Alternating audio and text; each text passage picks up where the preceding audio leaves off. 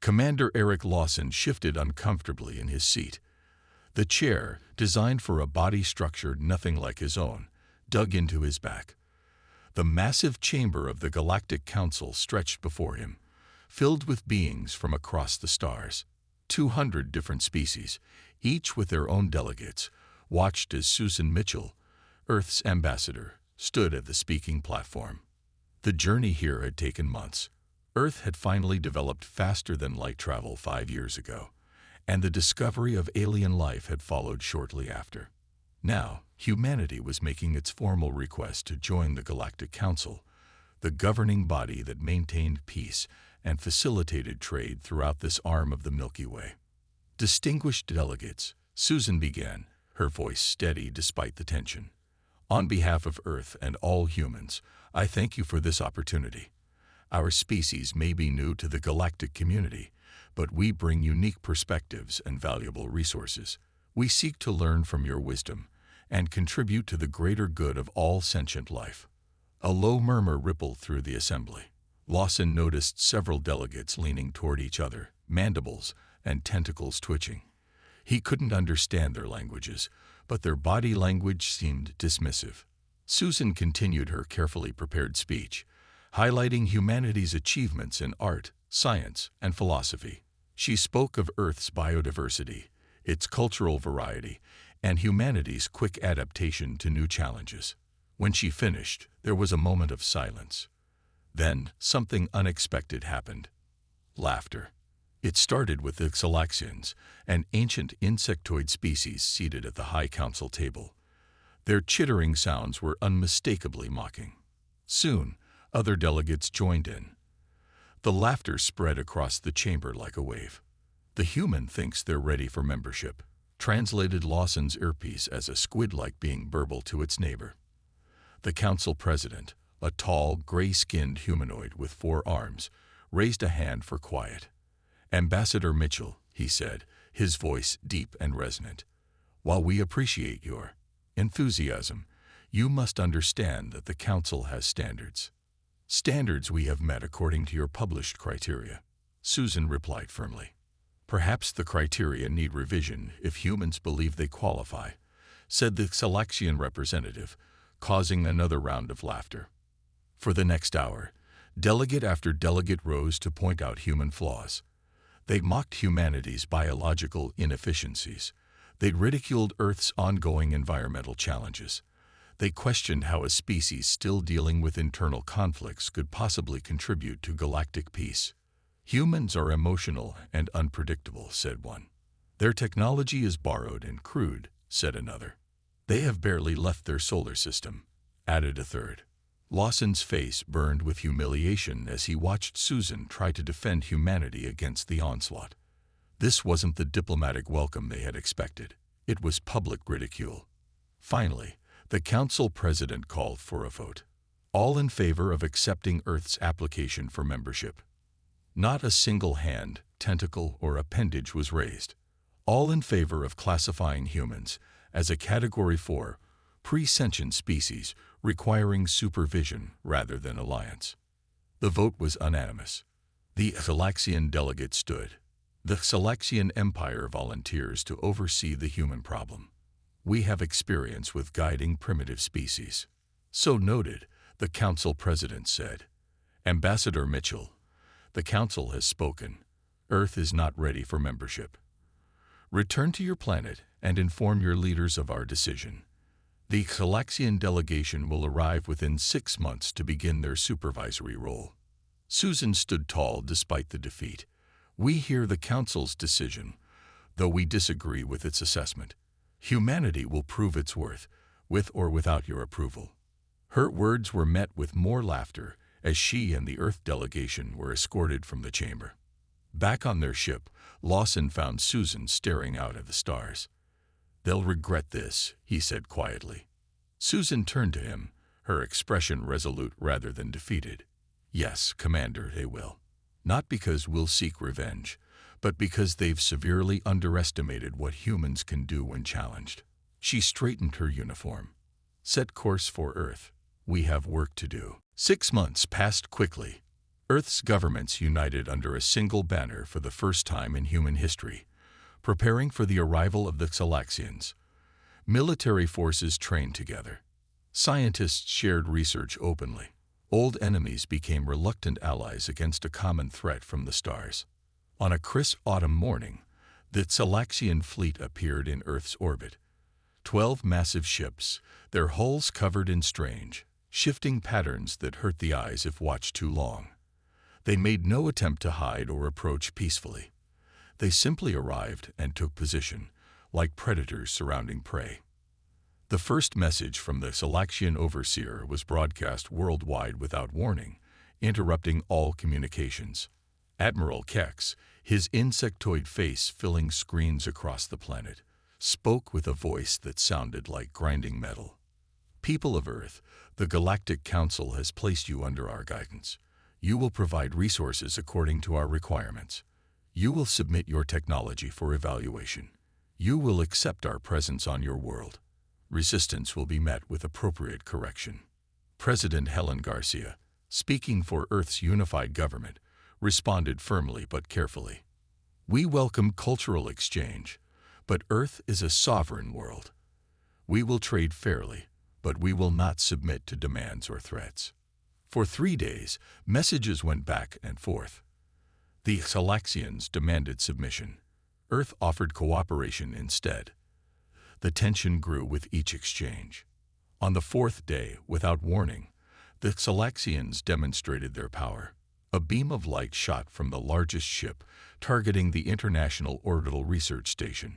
The station, home to 347 scientists and engineers from 28 countries, erupted in a silent flash visible from Earth.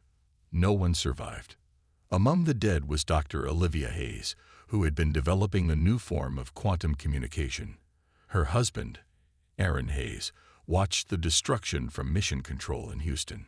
His scream of grief was echoed around the world as humanity realized this was no longer a diplomatic problem. It was war. President Garcia addressed the planet that evening, her face grim but determined. Today, we witnessed an act of unprovoked cruelty. The Xalaxians believe this will break our spirit and force our surrender. They are wrong. Humanity does not bow to bullies, regardless of their technology. Publicly, Earth continued careful negotiations, buying time. Privately, every resource was directed toward defense and potential counterattack. Military leaders gathered in secure locations. Scientists worked around the clock. Factories were converted to produce whatever might help against the alien threat. Aaron Hayes disappeared into grief for 2 weeks. Then one morning, he walked into Navy headquarters and demanded to see the Joint Chiefs. His security clearance as a military engineer got him through the door, but it was his intensity that got him into the meeting. "I've been reviewing my wife's research," he told them. "Olivia discovered something the Xalaxians don't want us to know. Their neural networks operate on specific frequencies. With the right adjustments to her quantum communication design, we might be able to disrupt their systems." Admiral Frank Daniels leaned forward. "Are you sure about this, Hayes?" Aaron placed a data drive on the table. "Olivia sent me her findings the night before the attack. I think that's why they targeted the station first. They somehow knew what she was discovering." That same day in orbit, the Xalaxians began establishing a base on the far side of the moon. On Earth, they demanded resource shipments begin within 7 days, focusing on rare minerals and biological samples. In a hidden facility beneath the Rocky Mountains, General Marie Caldwell listened as Aaron explained his theory. She looked at the assembled military and scientific leaders. "Ladies and gentlemen, the Xalaxians and a Galactic Council believe humans are primitive and emotional. Let's show them what those primitive emotions can accomplish when focused. As of now, we launch Project Underdog. We have one goal: develop the means to defend our world, no matter the cost." Around the table, heads nodded. Nobody smiled. Nobody needed to say what they all knew. Humanity's survival depended on their success. Project Underdog operated in the shadows while Earth's official representatives continued talks with the Xalaxians. Ambassador Mitchell met with Admiral Kex weekly, appearing to slowly give in to demands while actually gathering vital intelligence. Every meeting, every conversation was analyzed for clues about Selaxian weaknesses. In the underground facility, now codenamed the Den, Aaron Hayes worked with a team of scientists to develop what they called the Whisper Network. Based on Olivia's research, they created devices that could communicate instantly across vast distances using quantum principles. More importantly, these devices could broadcast on frequencies that disrupted Selaxian neural networks. Their biology and technology are deeply connected, Aaron explained to General Caldwell during a progress report. Their ships, their weapons, even their computers, all linked directly to their nervous systems. That's their advantage over us, but it's also their weakness.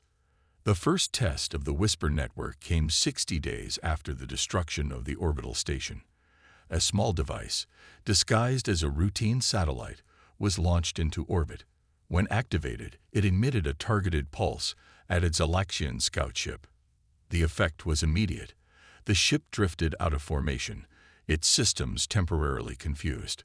"It works," Aaron whispered, watching the data stream in. "But they'll adapt quickly. We need more." In another section of the Den, Kyle Winters, a military strategist who had studied warfare across human history, developed unconventional tactics. The Galactic Council races fought according to standardized doctrines that had remained unchanged for centuries. Human warfare, chaotic and ever-evolving, might prove unpredictable enough to give Earth an edge. "They expect us to follow their playbook," Kyle told his team. "We won't. We'll use guerrilla tactics in space, hit-and-run attacks, psychological warfare, everything from Sun Tzu to modern special operations." Meanwhile, diplomat Peter Johnson traveled secretly to meet representatives from other species who had contacted Earth after hearing of the Selaxian supervision. These were races who had also faced Council ridicule, species deemed too different or primitive to merit respect. In a dimly lit room on a neutral trading station, Peter met with a being who called itself Mist, a swirling cloud of conscious gas contained in a special environment suit. "My people, the Vordani, were rejected by the Council 500 years ago," Mist explained.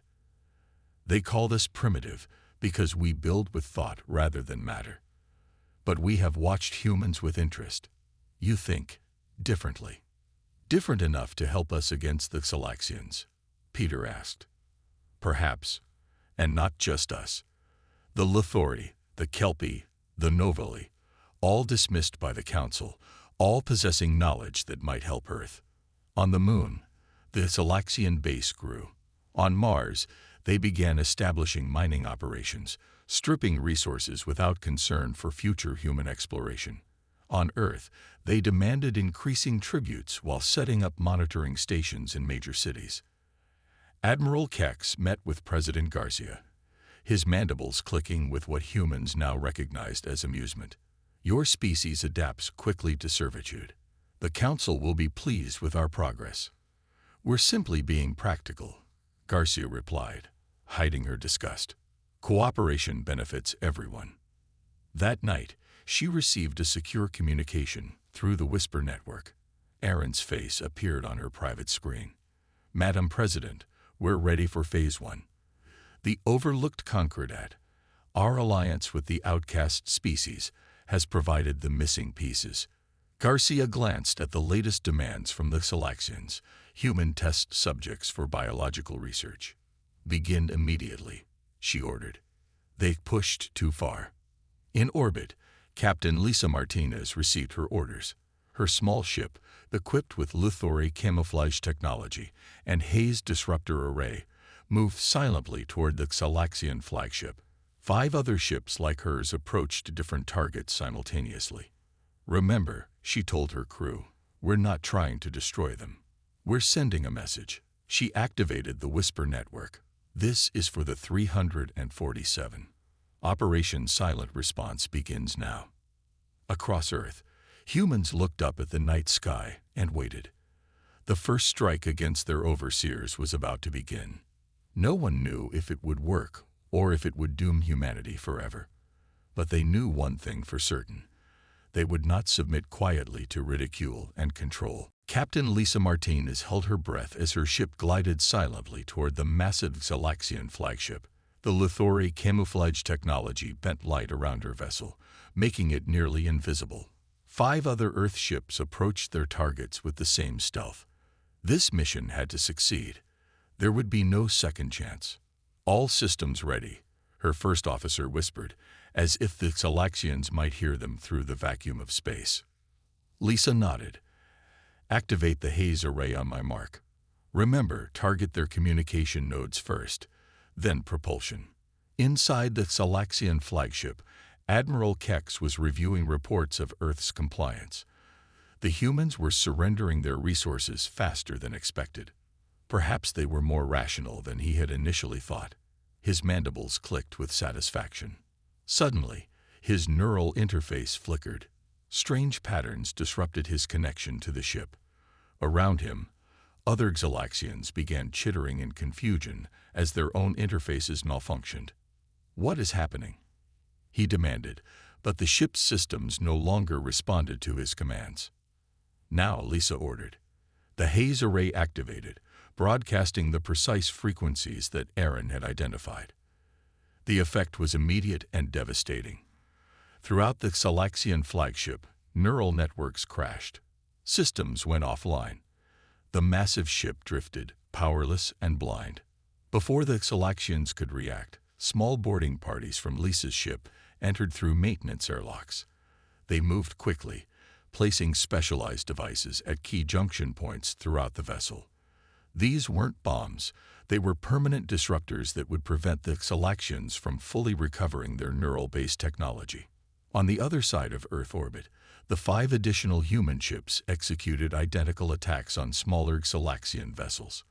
Within 40 minutes, the entire Xalaxian fleet had been neutralized without a single shot fired.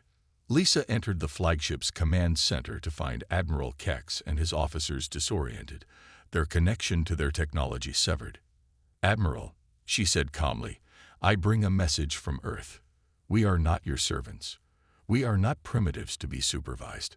We are humanity, and we will not submit." Back on Earth, President Garcia addressed the world. "Today, we have shown the Xalaxians, and by extension, the Galactic Council, that humanity cannot be dismissed or controlled. We did not destroy their ships. We did not take their lives. We simply demonstrated that we will not accept the role they assigned us."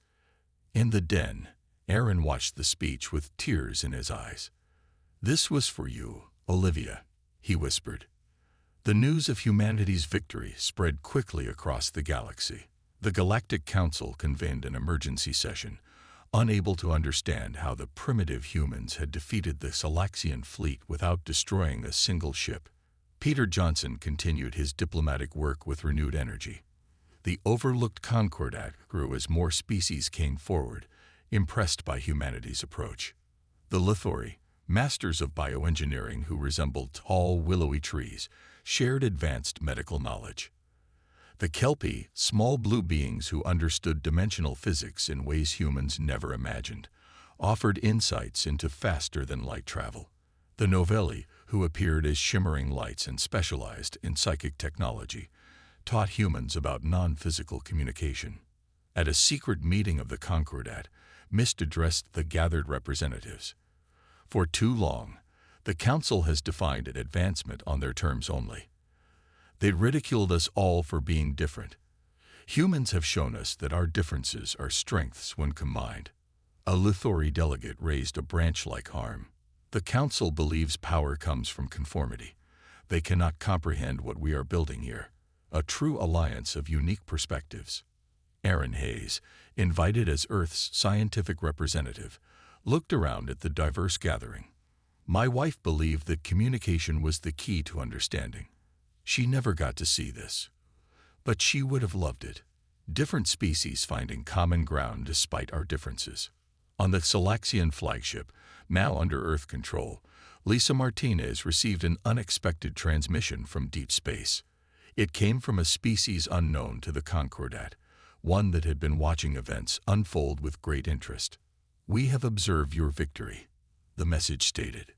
It was not achieved through superior firepower, but through ingenuity and cooperation. "Perhaps there is more to learn from humans than the Council admitted. We wish to talk." Lisa smiled as she forwarded the message to Earth. The Galactic Council had ridiculed humanity, but that ridicule had led to something unexpected: the beginning of a new galactic order. The Galactic Council chamber was in chaos. News of the Salaxian defeat had reached every corner of the galaxy. Species that had once laughed at humans now whispered nervously among themselves. "How did primitives overcome one of our oldest members?" demanded the Council President, his four arms gesturing wildly. "This is unprecedented." A delegation of Salaxians stood before the Council, their usual confidence gone. Admiral Kex had been replaced by Sub-Commander Vrix, who struggled to explain their failure. "The humans, they used technology we did not think they possessed. They attacked our neural networks directly." Vrix's mandibles trembled. "They did not destroy our ships. They did not kill our people. They simply turned off our power." The Council members muttered in disbelief.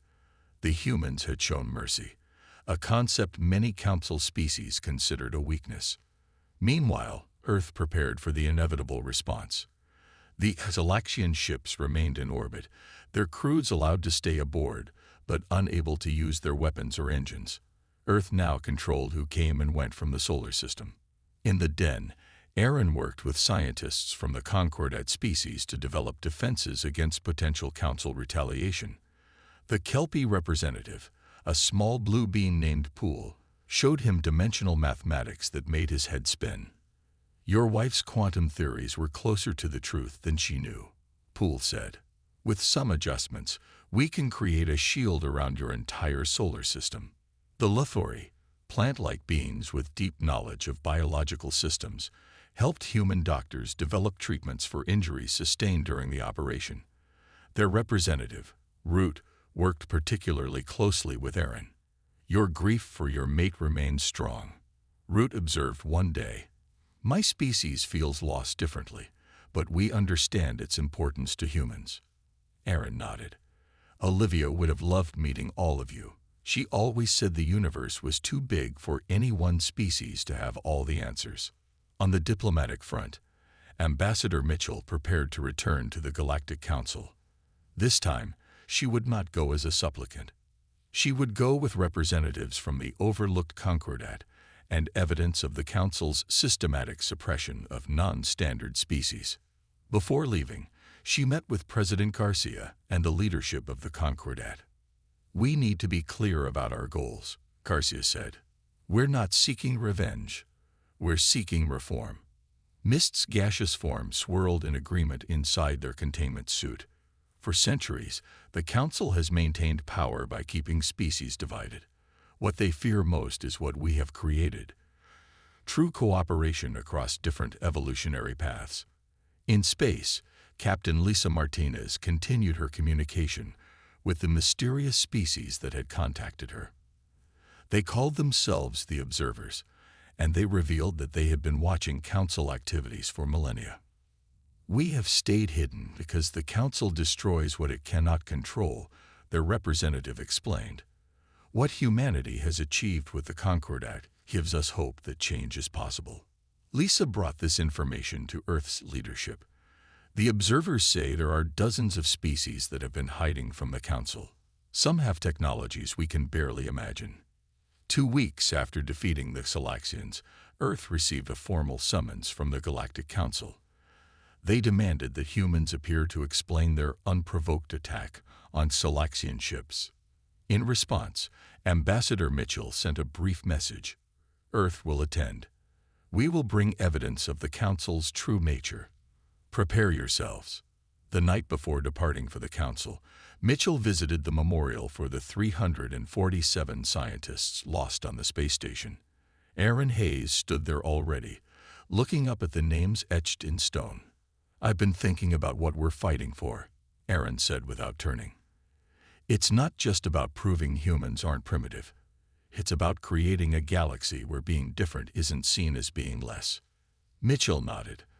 That's exactly the message I intend to deliver. She looked up at the stars. The council thought they were putting us in our place when they laughed at us. They didn't realize they were showing us exactly what needed to change. As Earth's delegation prepared to depart, ships from every Concordat species arrived to escort them. The message was clear. Humanity no longer stood alone. The council had ridiculed them, but now they would answer not just for themselves, but for all the species that had been dismissed and overlooked. The Earth delegation arrived at the Galactic Council station aboard the newly renamed ship Olivia Hayes. Ambassador Mitchell led the way, flanked by representatives from each Concordat species. Aaron Hayes walked with them, carrying a simple black box containing evidence gathered over months of secret work. Unlike their first visit, no one laughed as they entered the council chamber. The massive hall was silent, tense. Hundreds of species watched as the humans and their allies took their places at the speaking platform. The council president spoke first, his tone formal. Earth stands accused of attacking Selaxian ships without provocation. How do you answer? Ambassador Mitchell stepped forward. We deny the charge. The Selaxians destroy our research station, killing 347 of our people. They demanded our resources and our submission. We responded to their aggression with minimal force. Minimal force? A Selaxian representative chittered. You disabled our entire fleet. Without taking a single Selaxian life, Mitchell countered. A courtesy you did not extend to us. The chamber filled with murmurs. Many council species valued life differently, and the human approach confused them. We have not come merely to defend our actions, Mitchell continued. We have come to reveal the truth about this council. She nodded to Aaron, who opened the black box and activated a holographic projector. Images filled the chamber. Secret communications between council leaders, records of species deliberately held back from advancement, evidence of resources stolen from supervised worlds. Most damning were the explicit orders to the Selaxians to sabotage human development before it could challenge existing power structures. For centuries, Mitchell said as the evidence played, the dominant council races have systematically suppressed species that develop along different technological paths, not because these paths are wrong or dangerous, but because they might threaten your control. A mid-tier council member, a reptilian being from a system near Earth, rose from his seat. Is this true? Were we kept from advancing for your benefit? The council president tried to dismiss the evidence as human fabrication, but Aaron stepped forward. Every file is authenticated. More importantly, we have witnesses. One by one, representatives from the Concordat shared their stories. The Vordani described how their gaseous nature and thought-based technology had been deemed too alien for council recognition. The Luthori explained how their biological engineering was labeled primitive, despite being more advanced than mechanical solutions. The Kelpie showed how their understanding of dimensional physics had been deliberately suppressed. As they spoke, more council members began questioning their leadership. Species that had been content in the middle ranks now wondered what advancements they had been denied. A delegation from the observers entered the chamber, their forms shifting and difficult to focus on. Their appearance caused gasps among the oldest council members. We have watched for eons, the observer representative said, their voice resonating strangely. We withdrew from galactic society when we saw what the council was becoming, not a union of equals but a tool of control. What these humans have revealed is merely the surface of the council's deception. The chamber erupted in shouts and demands. Species that had once been united in mockery of humans now turned on each other, demanding explanations and accountability. In the midst of the chaos, Ambassador Mitchell approached the council president. "This is not what we wanted," she said quietly. "We didn't come to destroy the council. We came to reform it." The president stared at her with all four of his eyes. "Why would you seek reform rather than revenge after how we treated you?" Mitchell smiled slightly. "Because that's the difference you never understood. what you saw as weakness, our diversity of thought, our emotional connections, our willingness to cooperate with those different from us. These are our greatest strengths. Across the chamber, Aaron watched as centuries of galactic order began to unravel. He thought of Olivia and the 346 others who had died. Their sacrifice had led to this moment, not a moment of destruction, but one of painful, necessary truth. Outside the council station, ships from dozens of formerly hidden or suppressed species were arriving, drawn by the news spreading across the galaxy. The old order was ending. What would replace it remained to be seen. 1 year passed since humanity's evidence shook the foundations of the Galactic Council. The old structure had collapsed under the weight of truth. From its ashes, something new emerged, the Galactic Commons, an alliance based on cooperation rather than hierarchy. Earth became a central hub for this new interstellar community. Ships from hundreds of species now orbited the planet or docked at the massive space station named New Beginning. Where once humans had been ridiculed, they were now respected, not for their power, but for their vision.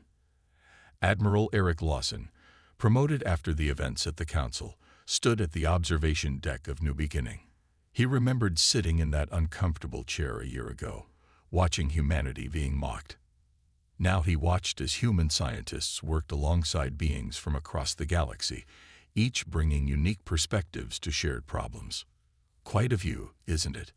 Ambassador Mitchell joined him, looking out at Earth below. Better than I ever imagined, Lawson admitted. When we left the council that first time, I wanted revenge. I'm glad you saw a better path. In the main research hub of the station, Aaron Hayes led a team of mixed species developing the next generation of quantum communication technology. The Whisper network that had disabled the Salaxian fleet had evolved into a system that allowed instant communication across vast distances, bringing the galaxy closer together.